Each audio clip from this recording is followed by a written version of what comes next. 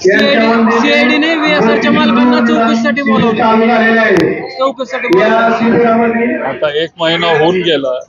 सीआयडीने खूप आधी त्यांना बोलवायला पाहिजे होतं, पण आता जे पुरावे आमच्या समोर येत आहेत ते आम्हीच सगळे कुटुंबातले सोशल मीडियाच्या माध्यमातून तुमच्या सगळ्यांच्या समोर आम्ही ते पुरावे आणण्याचा प्रयत्न करतोय आणि त्याला यश आम्हाला मिळतंय असं आम्ही समजतो. पण ही चौकशी खूप आधी व्हायला पाहिजे होती.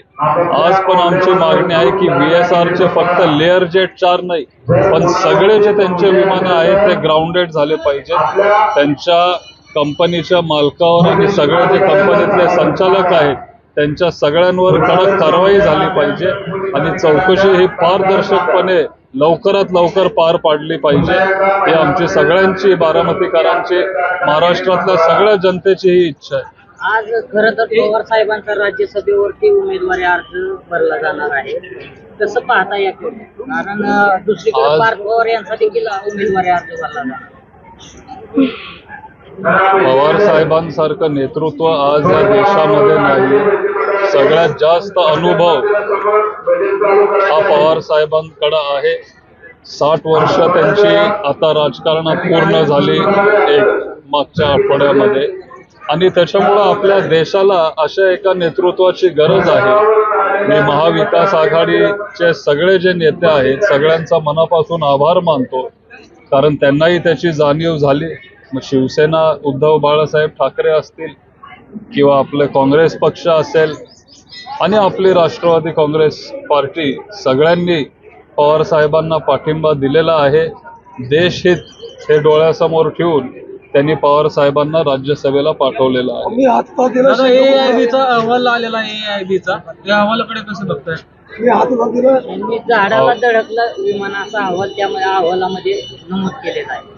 विमान पहिले तर मी तिथं सुरुवातीला पोहोचलो. तिथं बरोबर 9 वाजता मी तिथं पोहोचलो आणि आपण सगळे बारामतीचे आहोत. आपल्याला तिथं माहिती आहे की गोजूबावी जिथं आपलं विमानतळ आहे हा थोडा ड्राय भाग पडतो. तिथं पाणी कमी आहे, तिथं झाडी कुठली नाहीच आहे. तुम्ही तिथं विमानतळावर जरी आज गेला तरी तुम्हाला झाड तिथं एकही झाड दिसणार नाही. छोटी झाडी आहेत, नाही असं नाही, पण ते एकदम खालती आणि रनवेच्या आजूबाजूला तर अजिबात झाडी नाहीये.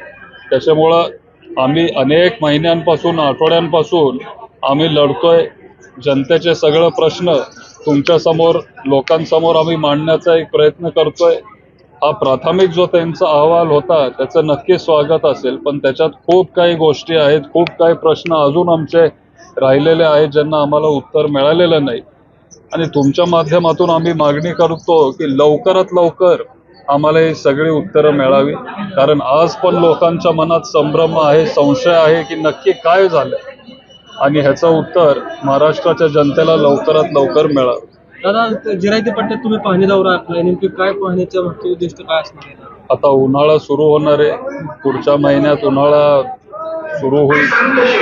बारामती तालुक्यात नेहमी पाण्याचा प्रश्न उन्हाळ्यात निर्माण होतो. आपले साधारण 32 गावं आहेत जिथं पाणी आपल्याला व्यवस्थित मिळत आलेलं नाहीये, आणि त्याच्यामुळं आता मार्च महिन्यापासूनच आपण सगळं पाण्याचं नियोजन करायचा प्रयत्न करतोय. त्या पाण्याची आपण पाहणी करतोय. पूर्वी आदरणीय दादाच इथं पालकमंत्री असल्यामुळं आपल्याला सगळं